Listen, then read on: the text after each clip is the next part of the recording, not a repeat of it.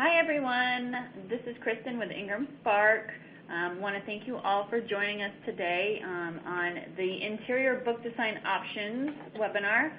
We are featuring the wonderful Joel Friedlander. He's returning to us again.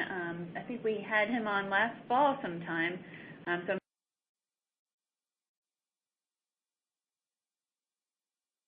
I'm excited that he's back. And co-hosting with him will be our very own Robin Cutler. Before we dive into this awesome content, I want to take a couple minutes and do a few housekeeping things. We're live tweeting. You all also have the functionality to live tweet within your preview tool of the webinar. There's a little widget there for tweeting, and we've already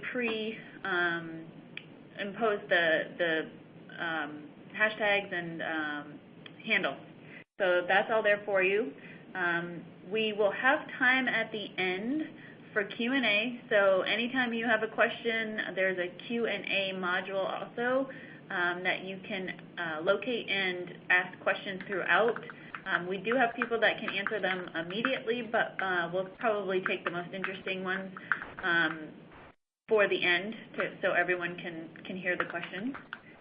And then there's a couple of printable resources that are in the bottom left-hand corner of your screen also. You can print out the actual presentation that we'll be going through with Joel. And you can also print out the Ingram Spark PDF checklist and the Ingram Spark file creation guide too. Those will help you with all of your book formatting needs and getting that information in the correct way into Ingram Spark. This will be recorded. So if you have friends that weren't able to join and that kind of thing, you want to share this information, it will be, well, first of all, you'll get an email a few days after with the recording. And then we also host all of our webinars on our YouTube channel. So anytime after today, you'll be able to locate that there. And then also just remember that we do this every month, and we have different experts on every month that talk about different self-publishing tactics and resources and things like that. So we also tell you about those through our social media channels and our newsletter. So if you're not signed up for that, definitely get on there. There's also other great stuff on our newsletter. So that is all that I have to bore you guys with. But for now, we will move into the conversation with Joel and Robin. Robin is the director of Ingram Spark.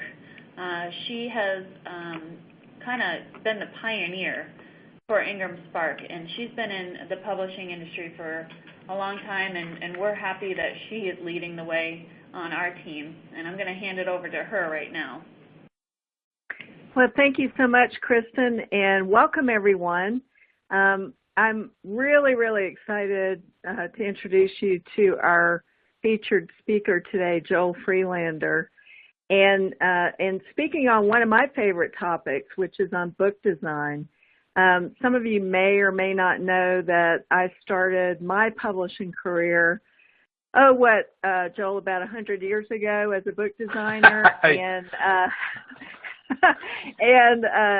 Joel and I have been around long enough that we've basically seen and heard it all when it comes to the publishing industry. But Joel is one of my favorite people within the industry. He is, so knowledgeable even beyond book design about book marketing and book planning, and just one of the premier independent publishing and independent author bloggers that you'll see online. He is just a wealth of knowledge, and so without further ado, I would just like to turn it over to him. He's a fabulous teacher as well, so you'll learn a lot in this webinar. Welcome, Joel. Hey, thanks, Robin, and that's an awesome introduction. And I'm not going to say that you and I were sweeping up for Gutenberg at the end of the day, but we had been around for a while. That's very true. So, listen, this is a session on interior book design. I want to thank you all for coming in. This is not a subject that a lot of people pay attention to until it's time for them to publish their book. And I get that, because books are commonplace objects in our world, and they're so pedestrian, we figure, well, it can't be that much to putting a book together. You just kind of throw the words in there and bind it up. But there's actually, when you go to try and start to create a book, you discover there are lots and lots of little tiny decisions you have to make, and they all impact on the results your book is going to have. So in today's sessions, we're going to talk a little bit about what to look for, and then we're going to look at the kind of options that self-publishers find themselves with when they decide to get going. Now, during this presentation, if you have any questions, go ahead and ask them in the question box, in the Q&A box. And also, you might find Robin jumping in here at different times because she's got a lot to say about this as well, and that's perfectly fine. So, book design options for self-publishers. This is my title slide. It says the aim of book design is to turn your manuscript into an industry standard book your readers will love. And you'll notice that there are two key ideas in my description of this, this process. You want to create an industry standard book. That is really important. And you want to create a book that your readers are going to love, right? Because that's what it's all about. So we're going to see how both of these things play out as we go through today's presentation. Now, I would be remiss if I didn't say anything about book covers. Book covers are really important, but you know, they're really different from book interiors. They're a little, book design is a little schizophrenic in fact, because a book cover is kind of like the, you know, one of your manic friends. It's kind of jumping up and down saying, hey, look at me, look at me. But the interior, the design wants to completely get out of the way so that the author and the reader can have their communication together without the designer having a lot to say about it. So I'm not going to talk about book covers today in this presentation, but my advice is if you are not a professional, go and hire one. You can hire professional book covers designers very easily today at a wide variety of prices. And do yourself a favor. It's really important. Get a really good cover for your book. That's the end of my discussion of book covers. So when I look at the problem of authors trying to self-publish or do their own book interiors, there are these 7 bases you want to hit. So we want our book interiors, the number one criteria is they're readable. We want to be friendly with the user throughout the book. I'll show you exactly what I'm talking about. We're going to look at how your book demonstrates the hierarchy of knowledge. That's kind of a tongue twister, but it's not really that complicated. We want to provide the reader with easy access to any resources. Obviously, some of these elements relate solely to nonfiction or more likely to nonfiction than fiction, but they all come in somewhere. If we have any elements that are not part of the main text stream, we have to accommodate them. There's that important industry standards thing again, and obviously, if it's a book that's going to exist in the real world, it has to meet the imperatives of the production process involved. A lot of big words, not that complicated. Let's start at the beginning. Making your book readable is, you know, not that hard. And although I think font selection, font size, line spacing, line length, and contrast are all really important, one of the ways that amateur self-publishers get around having to have really technical information about this is they just grab a book off their bookshelf that they like, a book similar to theirs.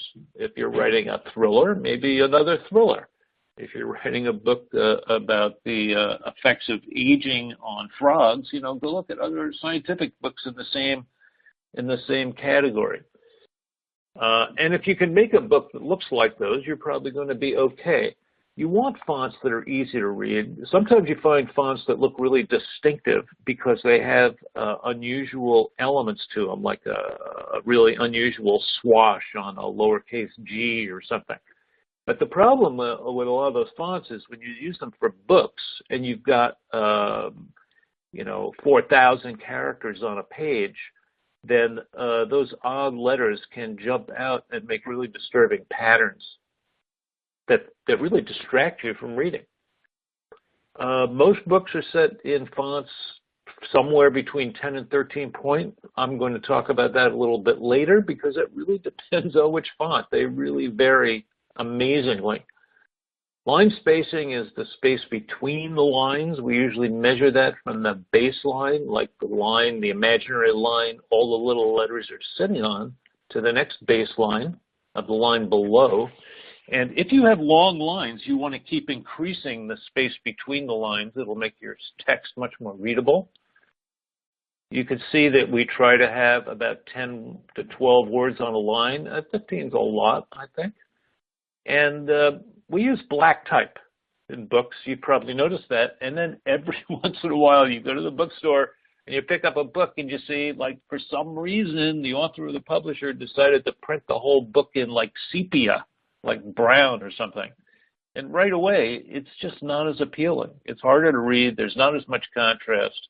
And it doesn't really help make any kind of historical illusion, to be honest with you. What you want to do is do it with your writing, not with the color of your type. So here's an example of some typefaces that are commonly used for book production. We've been producing books with type for over 500 years. And over that time, designers, publishers, type designers, typesetters, printers have come up with some standards. And the reason they work is because we're really used to them. Now, we're looking at a sample of a typeface called Garamond. It was designed originally by a Frenchman named Claude Garamond. And there have been many, many, many variations of this Garamond typeface created by other designers based on Claude Garamond's original over the years. As a matter of fact, there's one I use quite often that was produced by Adobe. It's called Adobe Garamond Pro, and it's a fantastic book face. And I would say you would find Garamond in a large percentage of the books that we read today. And most people can't tell the difference between these typefaces. Here's one called Jansen. Now, can you really tell that's different than Garamond? Let's go back and look at Garamond. That's Garamond. That's Jansen. If you look at these, italics where it says Johann, you'll see a big difference between these two faces. So they're very different designs. Jansen's another beautiful typeface. It's widely used in books. Here's another one. This one's called Caslon. Caslon was the first typeface actually ever invented in England. And it was invented by William Caxton, I believe. Anyway, another really good typeface that's been redrawn, redesigned, modernized over the years. This particular version is Adobe Caslon, and also a typeface I use all the time. Now, the funny thing about fonts and book design is if you were to come over to my office right now where I'm sitting and look at my computer, you would find that I have about 900 fonts on my computer system right now. And most designers are like that. We collect fonts. We love fonts. That's, you know, if you're a type designer, fonts are the stuff you work with. However, if you were to ask me, hey, Joel, how many fonts do you actually use, let's say, in a year on the books you're designing? I'd probably say, yeah, maybe about 6, 8. I really don't use any more than that. And here's another secret. They're the same 6 or 8 fonts I've been using for many, many years. They're really reliable. They produce beautiful looking pages. I understand these font designs really well. I can make them kind of stand on their back legs and jump through hoops. So you don't need a lot of fonts. What you need are the right fonts. Anyway, moving right along, there's our Caslon. Now, here's the demonstration that why I never tell people what size they should set their type. What you're looking at is 2 type designs. One's called Minion Pro, that's on the top, and the other one's called Microsoft Reference Sans, and that's on the bottom, and each of them is a 12-point font. So obviously, Microsoft Reference Sans looks about 30% bigger, even though it's still 12-point type, and it will set on a 12-point measure. So you don't ask me what size to set your type. First tell me what typeface you're using. Moving along, item number 2 is making sure your book is user-friendly to readers. Now, a lot of the things that we put in books, maybe you haven't thought about this, but they're really there to help readers find their way in the book. What the contents, the table of contents, your contents page, your pages is the most obvious place. I've actually done books. I did a number of histories for an author where he actually put a table of contents at every chapter opening because the chapters were really long and covered like a whole era. So he would have contents. I thought that was really user-friendly. We put page numbers on the pages to help the readers. Have you ever tried to read a book without page numbers? It can be challenging. If you want to refer back to something or find your place, that can be hard. So page numbers are there for readers of print books. Same thing with running heads, and those are the little type you find at the top of the page where it might say the title of the book, or it might say what chapter you're in or which part of the book. And those are just there to help you orient yourself to where you are in the book. It's all the publisher giving the reader aids to help them. Obviously, an index is a really important part of certain kinds of books, unnecessary for other kinds of books. But these are all ways that users are going to navigate your book. Now, here I'm showing you the difference between running heads, and those occur at the top of the page, as you can see in the top example, and what we call running feet. And that's when we take the exact same element and we put it on the bottom of the page. And in fact, the top sample is from a history of place names, and the bottom one is from a book about payment systems. So these are completely different categories, but it's just here to show you that you can put running heads on your book, running feet on your book, and if you're doing a novel that's very simple to format, you might not need running heads at all. You could just get away with page numbers. And in a way, in a novel, if you think about it, your reader doesn't need to know what section they're in. They're reading a story. They just want to read from the front to the back of the book and be excited the whole way.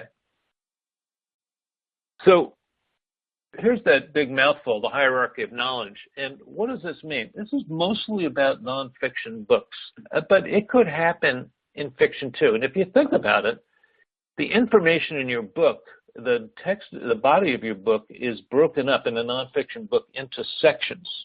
Now we have parts, we have chapters, and then within the chapters we have sections, then we have subsections. We could have A heads, B heads. The reason we call them A heads is because they're the top level head. So that's the biggest subject matter. And then if we have a subset of that subject, like if I want to talk about license plates, that could be my chapter. Then I could talk about Western states license plates. That would be a subsection. Then I could talk about California license plates, and that would be a subsection. So I could need 3 different section heads to indicate to the reader what I'm talking about. And all of those have to graphically reflect by the designer where they are in the hierarchy of knowledge. So what I'm talking about is, here's a simple example, and this is a page, a chapter opening page from a book, a textbook on insurance. So the top of this hierarchy here is the chapter number, and that is given less emphasis than the chapter name. As a matter of fact, I want to apologize to the attendees because it looks to me like these labels have slipped. Trustee meetings is actually the chapter title. That's the most important and the highest level tag in this page.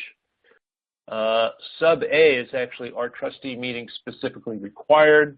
And you'll notice that sub B, where are the trustee meetings held, is obviously less important than sub A.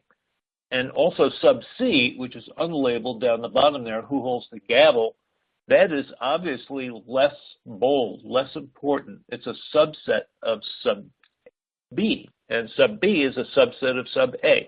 So in other words, that's a whole bunch of gobbledygook, And what I'm trying to say is that these types of books where you have a lot of these sections, subsections, sub-subsections, it's really, really important that you make it very plain to the reader what the relationship of these different sections is to each other. And that's why we use these different types of subheads and section breaks.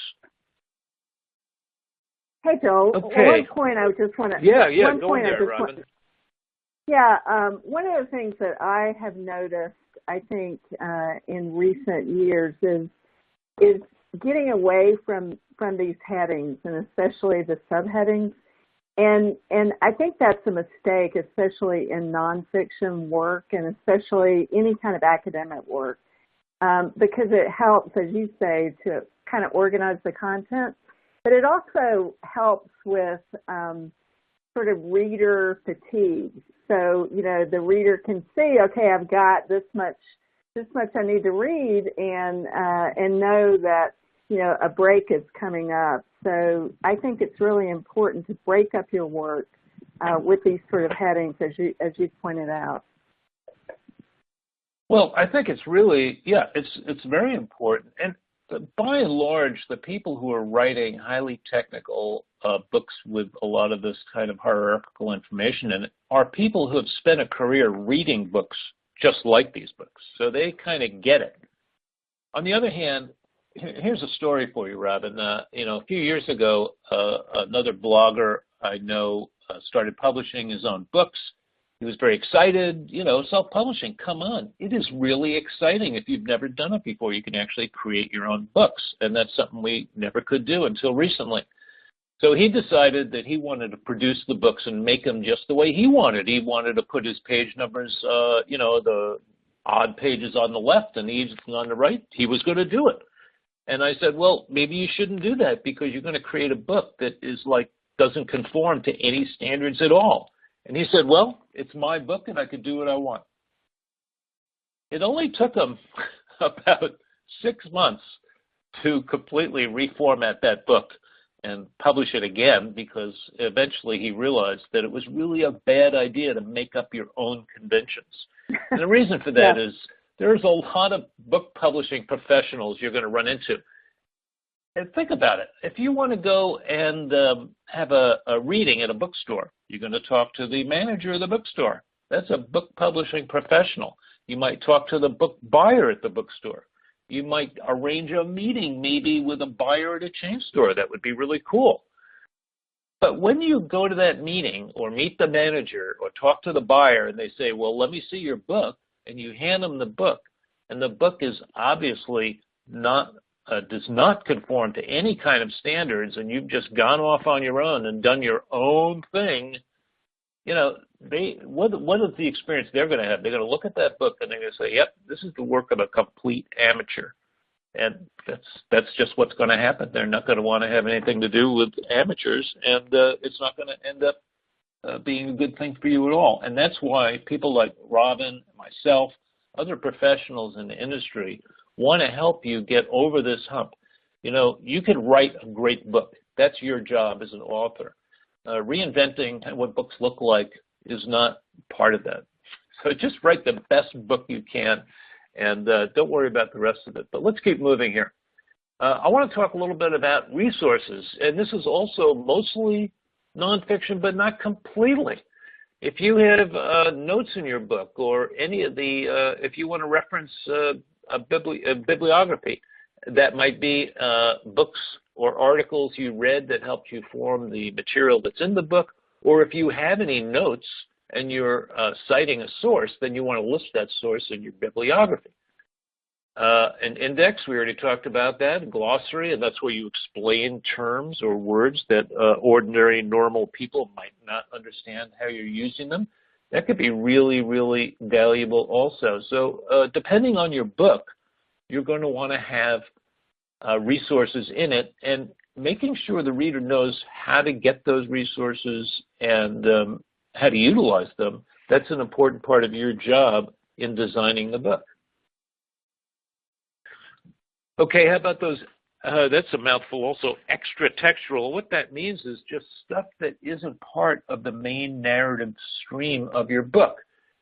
So I've got a bunch of them here on the slide. You could read them, and you know, they're all different. I think I've got an illustration that will show you some of these elements.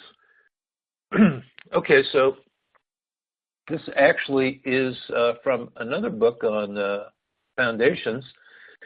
And here you see that we've actually created this little sidebar element, and the sidebar pulls out some interesting information that isn't in the main text, and you know, and it features it as you know, shines a light on that particular information by isolating it graphically on the page. An extract is a longer quote from another book, another work of some kind. So here you can see that we dropped down a size and pulled in and put a little space around it to make it completely obvious to the reader. They don't even have to think about it. They know instantly, just by looking at it, that they're now reading something from another source. Now, a lot of times in self-help books, particularly, the authors like to use the end of the chapter to present exercises, reflections on what was just written, summaries, and these could be really helpful to readers, because if you're reading any kind of complicated material, having a summary at the end of the chapter or something that shows you how to use that information can make your information stick in people's minds much, much longer. And look, that's a good thing. That's what you want, right? So we have to design those elements too. They have to be obvious that they belong to the chapter, but they're set apart somehow. Here in this book I was designing for an author about psychology, practical psychology, we came up with this little element at the end of the chapter, and it occurred at the end of each chapter. So it would signal the reader when you turn that page and you see that pause your machinery, that's literally what the author wanted you to do, was to stop and pause at the end of each section. All right, moving right along here. Okay, so I've talked several times about conforming to industry standards, and what do I mean by that? I mean, get everything in the right order. Now, I have a publication I wrote called the Book Construction Blueprint. I actually give that away for free, and I'm sure I'll have time to tell you where you can find that. And the Book Construction Blueprint just shows what each part of a book is and where it goes and what it's supposed to do for you in the book. So what is a foreword? What is a preface? What is an introduction? They're all different, and they occur in a different order in your book. Does the foreword come before the preface or after the preface? Well, here's a tip for you. I don't remember either. So I actually keep a copy of the Book Construction Blueprint on my desk, just in case I have a question, and I wrote it. So you do need to get stuff in the right order. You have to number your pages right. The odd number pages are always the right-hand pages. We use standard page numbering, and there are reasons for that. We use Arabic numerals, just those are regular numbers on our pages, but at the beginning of the book, before the introduction, we use Roman numerals. And one of the reasons we do that, by the way, a lot of people ask about that, is because if you had regular numbers and anything in the front of the book changed, and a lot of that stuff comes in at the very end of the process, it would change all the page numbers in the book. And if you had an index, guess what would happen? It would be useless. You'd have to redo the whole thing. So by isolating that front section and giving it a different pagination scheme, we could protect the body of the book from having any page changes at all. Listen, also, this is one of the most typical mistakes made by self-publishing authors who do their own book interiors, is they have a blank page, like there's no text on the page. The text ended on the page before, but then you turn the page and there's a blank page and it has a running head, or it has a page number on it. That's not what you want. A blank page in a standard trade book should be completely blank. No, nothing but paper. So don't put running heads or page numbers on your blank pages. All right, my last thing is that your book needs to meet production imperatives. And, you know, that's really important, actually. And I want to say right here that, in my opinion, the smartest authors are the ones who plan all this way before they finish the book. In fact, nonfiction authors really should think about doing all this planning work before you write the book. In other words, if you have an idea for a nonfiction book, you could easily write an outline, you could write the table of contents of the book, you could write a chapter, you could write the blurb for the back cover, right? So at that point, you're going to start thinking about who am I selling the book to, who is my market, what do they want to buy? So you have the opportunity right at that point, at the beginning, to figure out the best way to both produce the book and market it for your audience.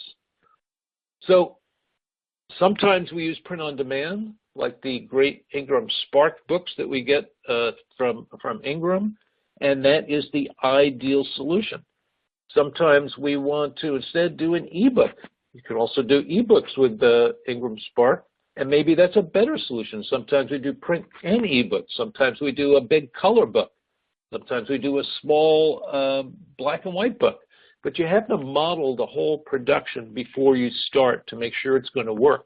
And the reason for that is that there are a lot of kind of books that are really hard for self-publishers to produce. For instance, gift books.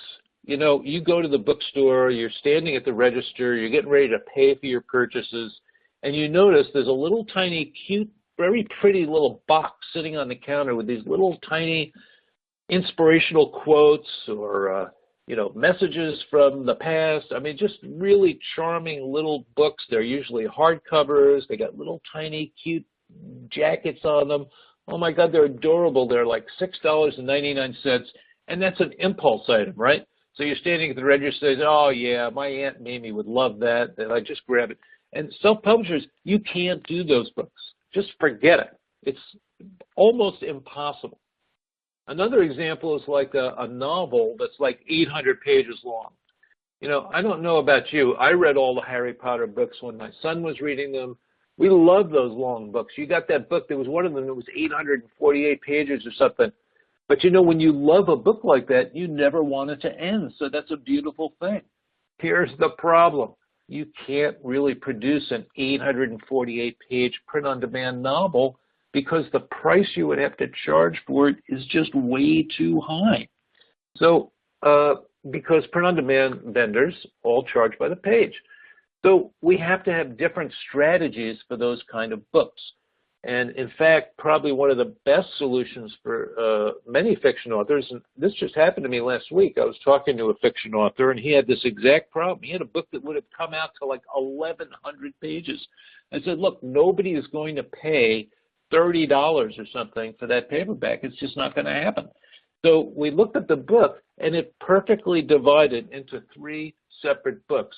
And that was the way that he could get started on publishing without having to take on this huge, gigantic project and just, you know, I thought it would crush him. It was so big. And instead, come out with his first book that was much more manageable. It was like 320 pages, piece of cake. We went right to Ingram Spark. They did a beautiful job on the book. And all he has to do now is make sure he's got enough readers who really love that book because he's got 2 more ready to go. I thought that was a great solution. So when you look at all of this stuff about how to do your book interior, what are your options? I've got 4 options for you. You can do it yourself, you can hire a pro, you can hire a formatter, and then I've got a surprise option. It won't be a big surprise. So if you want to do your own, I say go for it. It's a lot of fun. I've been doing it for years. I love it. You're going to have to do a little reading. You're going to have to get some fonts and get some books that you really love that you can follow. You're going to need some software. We can do simple books in Microsoft Word now. And if your book is really technical, you're probably going to need a pro-level program like InDesign or Quark Express. The people who seem to do the best in do-it-yourself in book interiors are mostly novelists and memoirs because their books are just easy to deal with. They're easy to format. There's not a lot of subheads and sidebars and pull quotes and all that stuff we were looking at. And it will take some time, but you can do it. I want you to know that. There's no reason why you can't. Now, you could hire a professional, and if you don't have the time or the inclination to learn about how books are made, or if you have a really complicated formatting challenge or a book where you need somebody who knows how to prepare files for color printing overseas, or you're going to be actually dealing with book printers, they're not as friendly as Ingram is, or if you have a book that is really, really depends on having outstanding color reproduction, I would say in every one of these instances, you really need to hire a professional book designer, and you're going to be happy you did. You're going to end up with a much better book and a much easier and faster production. So in some cases, that's the right thing to do, and that's your best option. Now, how about option number 3? I mean, this is kind of a more modern thing. We didn't used to have formatters before. But the fact of the matter is there are people out there who do formatting. They don't actually do a lot of design, but they will take your manuscript and lay out the pages and break the chapters where they're supposed to be broken, and they will give you a usable file back, and many of them do a great job. You're not going to get a design, but you will get a file that will print. And that's no problem at all if you are really not worried about, having a fairly vanilla-looking book. That could be a good option for you if you have a fairly simple book. I wouldn't do this if your book has got A, B, and C heads, a bibliography, an index, and notes. Okay, so my number 4 is using a pre-designed book template. So what's that about? And, there are book publishers who don't design every single book they produce. And if you think about it, a big publisher is producing hundreds of books a year, and they probably don't need to design every single one. So in some cases, they will use templates. And a template is just a pre-existing design. It's a industry standard design, and it could look a lot of different ways, but it's a template in that it could be used for a large variety of similar books. So here's a story. I got into this whole template idea a long time ago because I was producing books for publishers and authors out of my book design business. That's called Marin Bookworks. And I came up with this idea because every time I would design a book for a client, I would design 3 variants of different ways this book could look. So I might have one that was centered with classical typefaces, and one that was like flush left with more modern typefaces, and another one that was just some different design. And then I would show them all to my client, and we would pick the one the client liked best, and then we would go from there. But the fact is that left me with 2 designs on my hard drive that weren't being used. And after a few years, I had a lot of designs on my hard drive that weren't being used. So this is what I did. I said to my next client, I said, look, I can do this custom design for you, or I can take one of these old designs I created that has never been used and will never be used again, and I can use that. You'll save about 2 weeks off your book project, and you'll save about half or a third of the cost because we don't have to design your book. So here's the punchline. I did this for a year. I asked every client the same question. Do you want me to do a custom design for your book, or do you want to use one of these templates, save a third of the cost in 2 weeks? And the punchline is that every single author said, I'll take the template. Every single one. So I realized that was probably something that I should look into more. And eventually, in 2013, I started a company selling these templates. And we do this. We have an agreement with Ingram Spark. We've got a special page where we discount these products just for Ingram Spark authors. We've got over 12,000 of these templates in use, and the authors are using them every day, uploading them to Spark and many other places, and producing really good-looking industry standard books. You want to have a look? I'll show you what I mean. For instance, these are 3 of the templates we offer for Ingram Spark authors at a discount. Pulp is a very high density one. This helps to solve the problem of the person with the 600-page novel. You know, with this template, we could probably get it down to about 380 pages. Our Spark template's very popular, iconic. You can see that these also produce both ebooks and print books, which is very cool. Down the bottom there, you can actually see the location of the Ingram Spark page. We have 2 weight templates producing ebooks and print books from the same file. We have marketing help for authors, which is very cool. And so I want to wrap this up. And Robin, you want to help with this advice for indie authors, because I think some of these are really important for your people to understand.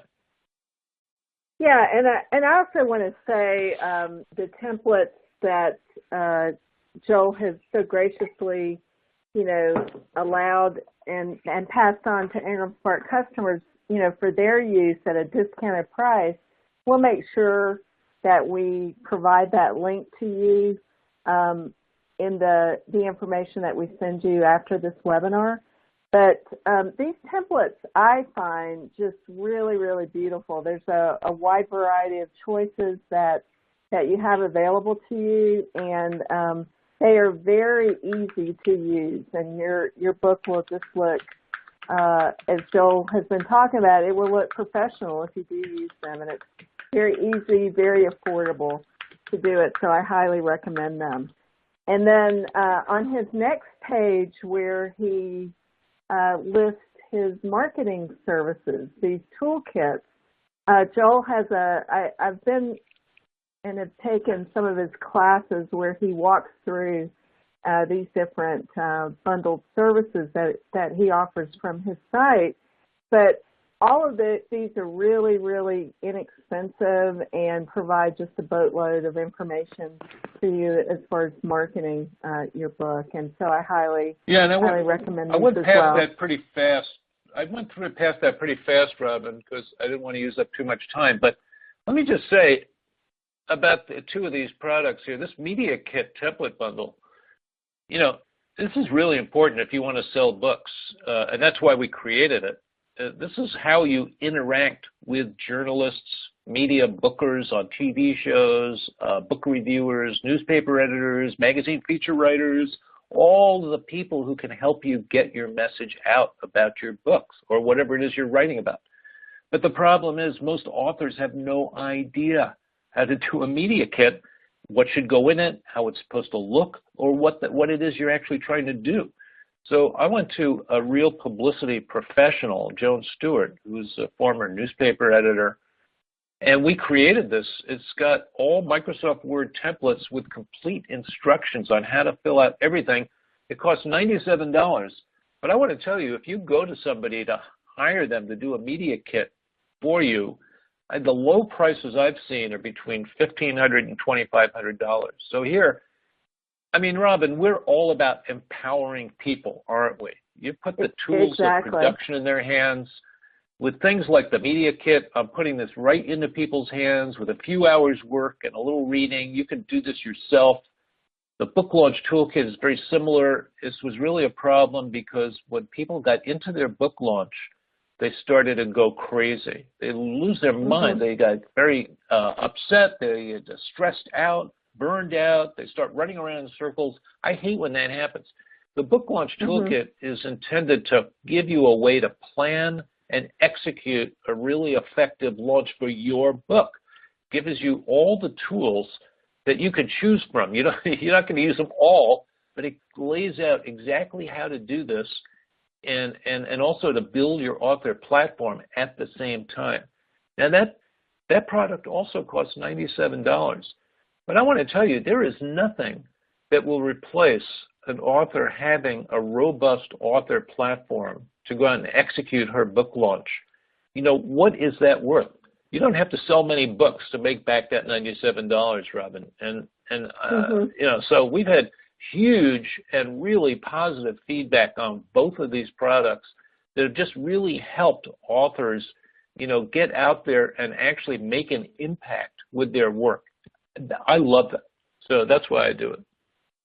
Yeah, and you make this so easy to understand exactly what the steps are and, how you can, better sell your work by taking advantage of these tools.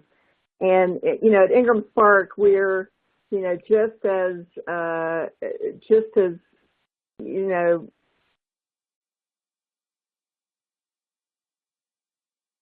for them to, I'm sorry, I think I've lost my audio for a second. You seem to be you're cutting out a little bit, Robin. Let me go through this advice because I think this is really, really good stuff. Now, first up is work with professionals if you want a professional book. That just makes sense. And the two most important people in your team are your editor and your cover designer. Those are the people, if you don't have a small budget, you have to at least budget for editing and cover design. And I would say, even though I'm a designer, I'm going to tell you the editing is the most important. And here's number 2, invest in editing, design, and marketing, not inventory. What that means is use Ingram Spark. Use print on demand. There's no reason these days for somebody who's new to publishing to come into this field and go and get a printer to produce a garage full of print books and then sit there and try and figure out how to sell them. Those days are over. So use print on demand. I hope they're over because that's the saddest story ever is when, and you know this, Joel, when someone comes up to you and says, I've got 5,000 books in my basement and I don't know what to do with them. Yeah, what should I do now? That's what I get that call, Robin, and I can tell you my answer too. My answer is get me a time machine, go back 2 years and call me. Yes, exactly. So you're exactly right. No inventory. No inventory. At least not until you've tested the demand for your book, and so that's why we highly recommend that you use POD at least in the early stages of your book to really see it. And if you haven't built your platform as an author, and you don't really know how many people would be interested in purchasing your book, that's why POD I think comes in really handy. Absolutely. And you talked so far about building your platform. Your platform is so important, and Joel, has tools that can help you do that. Yeah, and probably the best tool I have for platform building is that book launch toolkit. You wouldn't think it, but the person who helped me put that product together, Kimberly Gravis, she's a marketing expert. And she has a degree in marketing, and she, in fact, spends most of her time teaching people how to build their author platform. So when we talked about it, she made the point that if you don't have a platform, you're not going to do much of a book launch. I had to agree with her. And so we included in the book launch toolkit a whole section that she created about how to build your author platform. So if people haven't gotten started on that yet, think about that. Go over and take a look at that product to see if that's something that would interest you. Now, it's also, Robin and I agree that it's really smart for self-publishers to buy and own your own ISBN. And that's important because that's going to give you control over critical parts of your book's metadata. And you're going to have your own publisher record with Bowker where you can maintain that, all the details of your publishing account. And you're also going to get to do the title setup on each of your books where you put in that very important metadata for making your book discoverable, your book descriptions, your categories, your keywords. You want to control all that. You can only do that if you own your own ISBNs. Also, if you own your ISBN, your book is portable. And suppose your book just takes off and you need like 1 million copies. Well, then you can get Ingram to print some of them for you and another printer to print some for you and another printer, because nobody's going to be able to do them all at once. But you can only do that if you own your own ISBN. Use lots of vendors. Here's another great tip. Since you don't know which format your readers prefer, why don't you offer them more than one format? That makes sense. There are people who just love reading ebooks. The ebooks are the most convenient form of book reading you can get. And look, there's millions and millions of people who love their ebook readers. Other people only want the paperback. You know, these days it's much easier to create both versions. And consider hardcovers. You know, book publishers love hardcovers. Hardcovers don't cost a lot more to produce, but you could charge more money for them. So depending on what kind of book you do, and I've done numerous hardcovers at Ingram, I particularly like their case wrap books where you get a hardcover like a textbook, and the cover is kind of printed and then glued onto the boards that form the case of the book. And I've just done a bunch of those at Ingram, and they come out great. And my clients have been really happy. Similarly, you want to make sure your book is available in as many locations as possible, and that's what we mean by distribution. Ingram is also really your best partner for wide distribution, because who has the widest book distribution in the world? It's Ingram. And you know, make sure you support your local bookseller and library, and particularly the libraries. Libraries are actually becoming more important now. They're not becoming less important. They're also becoming busier. They've really taken on the whole digital world, and you know, a lot of them are starting to give book readings and events at the libraries. I think that's fantastic. So I think these are all great tips for indie pubs. Anything you want to add, Robin? Yeah, and just that last point. So, you know, if you're a self-publisher, you know, don't wait until after you've published your book and then go into your local bookseller and, you know, expect them to kind of fall over, you know, in astonishment. You know, you should be a customer of the store. You should be a patron of the library, you know, well in advance of actually, you know, starting your publishing endeavor, and use, you know, those booksellers and librarians as resources, and they're willing and able to help you with questions you might have, you know, as far as bringing your book to market. So that's always my number one caveat as well. So I think we're about to wrap up here, aren't we, Kristen? We have just a few questions that we can answer. And I will start with the first here. Any advice for laying barcodes that were bought separately into a wraparound cover, both in PDF and PDF?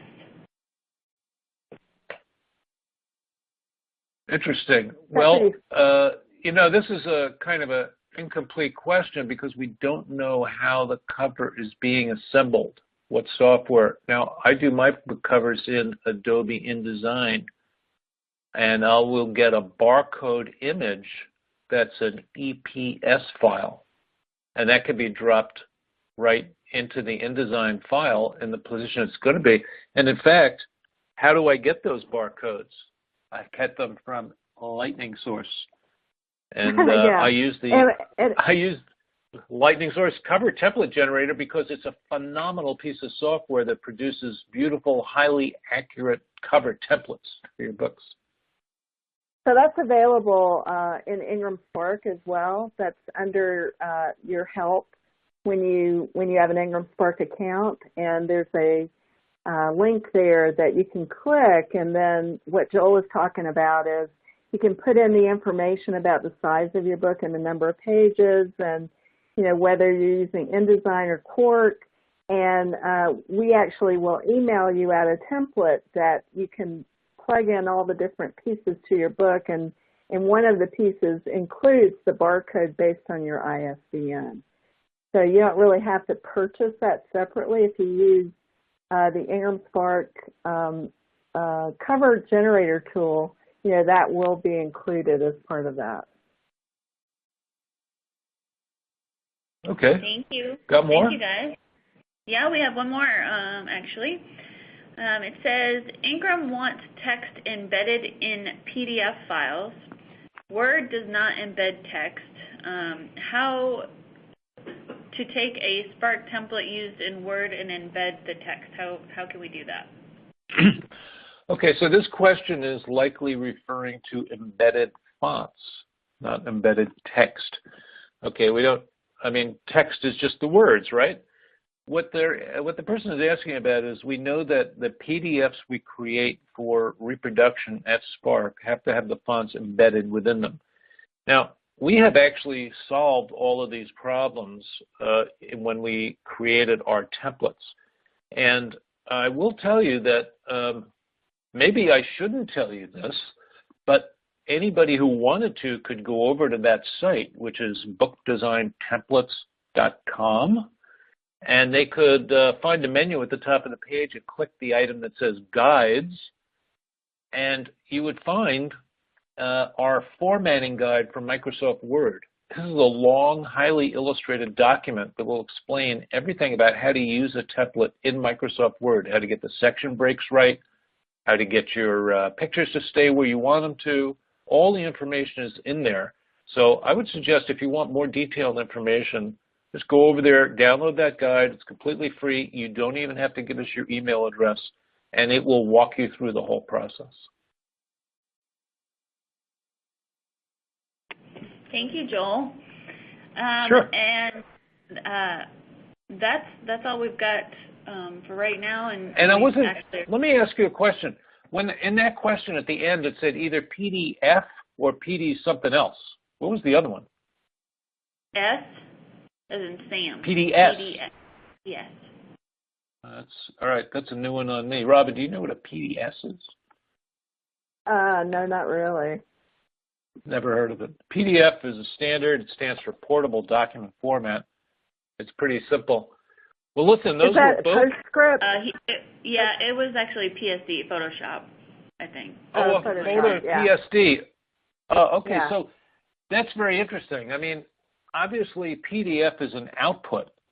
PSD is a native Photoshop file. Those are the kind of files that Photoshop creates, just like INDD is the kind of file that InDesign creates. But those are file types native to their respective applications.